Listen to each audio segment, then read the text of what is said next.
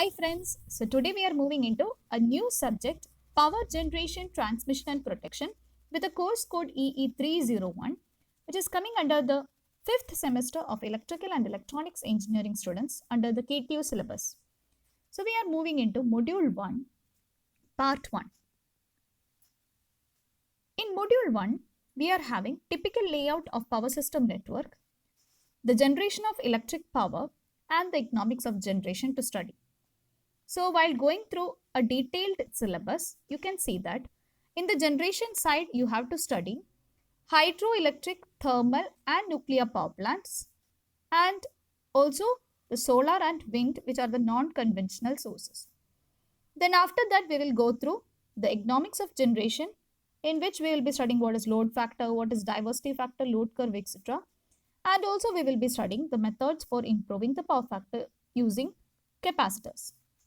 Now we are moving into the generating stations. So generally saying, a area where the bulk electric power production is being happening is known as generating station or a power plant. Okay, a generating station will be mainly consisting of two parts. One is a prime mover and the second one is an alternator. So prime mover, for example, it may be a steam turbine, it may be a water type turbine, etc. It will be converting any other forms of energy into mechanical energy. Whereas an alternator, it will be converting the mechanical energy to electrical energy. So what is happening inside a generating station? Briefly, we can say there will be a prime mover, okay, prime mover, and this will be coupled, or the shaft of the prime mover will be coupled to an alternator, okay.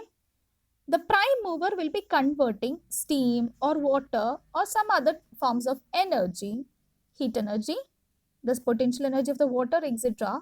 This type of energy, any other type of energy is being converted into mechanical energy, okay, by rotating the turbine. The steam will be rotating the turbine, so which means the heat of the steam energy is being converting into mechanical energy. Now this is coupled with the shaft of an alternator. So what happens for the alternator? It will be cutting the magnetic lines of force, that means the magnetic flux lines, and this will be converting, or it will be inducing an EMF, and thus electrical energy is being formed. Okay, so this is the basic working principle behind a electric power station or power plant or a generating station. Now let's move on to the classification of generating station. So mainly we can classify the generating stations according to the sources. They are conventional sources and non-conventional sources. Hope you know about what is a conventional sources, which are known as conventional sources. Conventional sources are also known as non-renewable sources. They are also known as non-renewable sources. Whereas the non-conventional sources are also known as renewable sources. Renewable sources. Okay. So the conventional sources which we have to study are thermal or steam power plant. Then second one is hydroelectric power plants. Third one is the nuclear power stations. Okay. And in the non-conventional sources, we'll be going through solar power station and also the wind power plant. We know that there are other conventional sources and other non-conventional sources also, but we are only studying these. Let's move on to the first one, that is conventional sources. So we know that there are three conventional sources which we have to study. One is the thermal or steam power plant. Second one is the hydroelectric power plant, and third one is the nuclear power plant. So we are moving into the first one, that is thermal or steam power plant. So thermal or steam power plant is a generating station which converts the heat energy of the coal combustion into the steam, into electrical energy. Okay, so what is being done? From which energy it is being converted to the other one? From the steam energy or the heat energy of the coal combustion. It is being converted into the electrical energy. Okay, so we can just identify what will be the prime mover. The prime mover will be a steam turbine which will be driving with the help of the steam, and it converts into mechanical energy. This shaft of the prime mover will be connected to the alternator shaft, and what happens then? The rotation of the turbine makes the rotation for the alternator, and magnetic flux lines are being cut and an EMF will be produced. And this causes the electrical energy to be produced. So we can say the heat energy is converted into electrical energy. So the prime mover will be a steam turbine coupled to the alternator for the production of electric power. And here heat energy is being converted into mechanical energy with the help of steam turbine. Then the mechanical energy is converted to electrical energy with the help of alternator. So let's move on to the schematic arrangement of a steam power plant. Okay, so before going into a detail, we will be first going through the schematic diagram. I'll be explaining it with the help of a schematic diagram. Okay, we should only study the important parts. In the sense we will be going through the skeleton, then we will be elaborating with all the parts. Okay, so simply saying, the main important part for a steam power plant is a boiler, where the water is being boiled and is being converted into steam. Okay, so here we can see boiler is the main important part for a steam power plant or thermal power plant. Now let's think about which all things will be the important raw materials for the boiler. We need water, correct? Then we need coal for burning. Then third, we need air for the combustion purpose. So these three will be the inputs to the boiler. Okay, so let's use first go through the first one, that is, for the boiler it requires coal. So coal is actually taken from different parts with the help of through road or rail, and it is being stored inside a cold storage plant. Then after that it is being pulverized or it is being crushed, and then it is taken to the boiler with the help of belt conveyors. Okay, so that is shown in these two blocks, coal storage and coal handling plant. Now the coal has reached the boiler. Now what about the next raw material? Next one is water. So we need water for boiling purpose, and the water is actually reached from this side. I'll explain what is happening here later. So the water is coming through an economizer into the boiler. Okay, from where the water is coming, I'll be explaining it. So what is an economizer? So the water is taken through an economizer into the boiler. So economizer is actually a simple water heater, and why we are heating the water before reaching the boiler is to improve the overall efficiency of the plant. Okay, so that is meant by an economizer. So we got the second raw material, that is water. Now what about the third one? We need at last we need oxygen, or we can say air, for combustion purpose, isn't it? So how can we do it? Yes, we need air. Air can be taken from the atmosphere, isn't it? But we are taking the air from the atmosphere with the help of a forced draught fan, and it is little bit heated before reaching the boiler. So air preheater is used here to heat the air which is taken from the atmosphere with the help of a forced draught fan. Now the hot air is also reaching the boiler. I hope you understood which are the inputs to this boiler. That means the raw materials, all the three raw materials are now ready. Now we can go through what are the byproducts of this boiler. So after the coal combustion, surely some ash will be produced. And this ash has to be handled properly and stored, isn't it? So ash handling plant is there for handling it, and we will be storing it inside the ash storage plant. Okay, so that is the purpose of these two blocks. Now we finished the first byproduct. Now after combustion, what all things will be remaining? One more thing will be remaining, that is a hot air, or we can call it as flue gases. So this flue gases will be the remaining. I'll tell you how this flue gases are also being used inside this plant. Okay, so now so you understood what are the raw materials and what are the byproducts of the boiler. Now just let us go through the skeleton of the working of this thermal power plant. Okay, simply saying the important parts of this thermal power plant are, first one is a boiler. Okay, then inside the boiler the water is being heated and it is being passed to the turbine. Okay, now the turbine, what happens there? The steam is being reaching the turbine and the turbine will be starts to rotate, and it will rotate, and this is coupled to an alternator. This alternator will be cutting the magnetic flux lines and an EMF will be induced inside it. Okay, so from boiler towards the turbine is coupled to the alternator, it will be inducing an EMF, and this will be properly stepped up so that it will be easier for high distance transmission, and then it is given towards the bus bar. Here you can see the three phase R, Y, B, that are the bus bars. Okay, so this is the general skeleton of the working of thermal power plant. And you will be studying in the later modules what is meant by isolators and what are meant by isolators and circuit breakers. These are all used for protection. Isolators are used for protecting manually, and also we are isolating a part of the system. Circuit breakers are mainly used for automatic protection whenever a fault is being detected.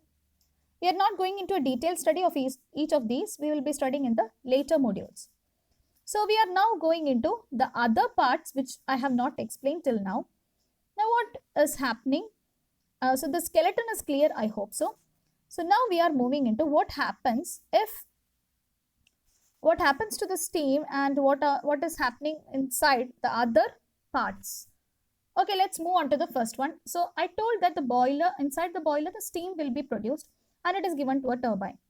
And in between, you can see a superheater and a valve. So what is the purpose of keeping a superheater? A superheater is used to drive the steam and heat it into maximum temperature and pressure, and then it is passed to the turbine. And the purpose of using this is, what happens if it is a moist, normally the steam will be having some moisture content. So if it is being passed to the turbine, it will corrode the turbine blades. So it is to be dried up before it reaches the turbine. That is the purpose of keeping a superheater. So the superheater, it will be heating up the steam and it will be reaching the turbine blades. Okay, now you can see a valve also here, and the valve is mainly for controlling the steam. Okay, now what happens to the exhaust steam? So after the steam does its useful work, the steam is exhausted and it is being given to a condenser, where the condenser condenses it into water, and it is being taken through a cooling tower, cooled it, and it is again taken back to the economizer with the help of a condensate extraction pump, circulating water pump, etc. Okay, so economizer, as I already told, it is a normal water heater to improve the boiler efficiency. Okay, so this is happening inside this one. Now, always the complete steam which is being used cannot be converted back into water. So we need something to compensate it, isn't it? So that is the purpose of taking the water from river. So we will be treating the water properly, and with the help of feed water pump and feed water heater, it is being taken towards the economizer. Okay, so this is the portion where the water is coming from. Okay, now we will be going through one more part, that is how the heat is being reaching, or what is used for heating up the steam, that means for the superheater, then the water heater and the air preheater is here, isn't it? So they need high temperature, and this high temperature is obtained from the boiler itself. The byproduct of the boiler is a flue gas, that is a hot air, and this flue gas is being passed to the superheater, and this heat energy itself is being used for drying up the steam. As well as this one is also passed to the economizer, where the water is also heated. And the same flue gas also heats up the air which is taken from the atmosphere. Okay. Now the flue gas has done all its work. Now it has to be given out to the atmosphere. And this is given out to the atmosphere through a chimney with the help of an induced draught fan. Okay. I hope I have completed all the parts of the schematic diagram, and the same will be explained in the slides.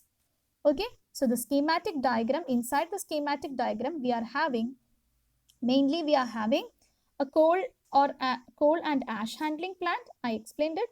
Then steam generating plant, that means the boiler and the related equipments. Then a steam turbine which will be rotating with the help of steam and converting into mechanical energy. We will be having alternator which converts the mechanical energy into electrical energy, and we are having some feed water arrangement, etc., and the cooling arrangement for the water.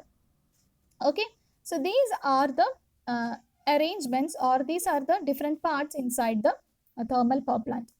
You can just go through each of these coal and ash handling plant. It will be taken from the coal storage, and then it is handled properly, and it is taken towards the boiler. All those things I have explained, and the ash also should be properly removed. Then comes the boiler, where the coal is being burnt, and the boiler converts the water into steam at high temperature and pressure. The superheater, what is it doing? It will be drying up and superheating the steam. Okay, the economizer, it is just a feed water heater, and it takes the heat from the flue gases. And what is the purpose of using the air preheater? Next one. So air preheater, it is also just increasing the temperature of the air supplied, and these are the different parts. Then next comes the steam turbine, which will be converting the the heat energy into mechanical energy. Okay, then the steam is being condensed. The alternator, it is coupled to the steam turbine, so it converts the mechanical energy into electrical energy.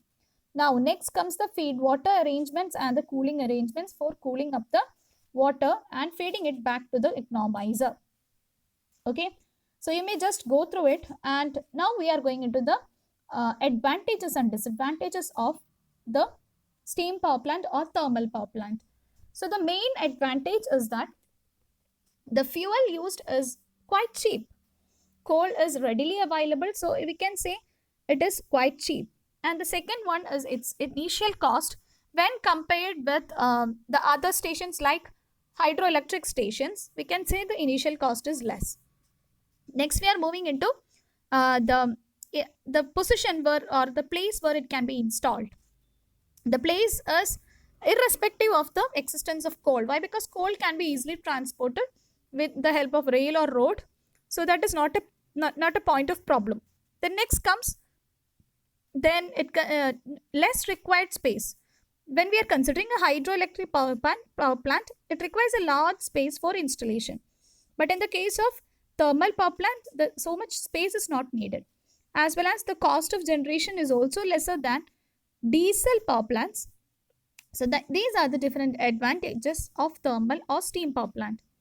So next we are moving into the disadvantages. What are the disadvantages? It pollutes the atmosphere due to the production of large amount of smoke and fumes. And the other one is it is costlier in the running cost. The running cost, when compared with the hydroelectric power plant, the running cost is little bit higher. So these are the advantages and disadvantages of steam power plant. Now we are winding up for today's class. Thank you everyone for listening. Stay tuned.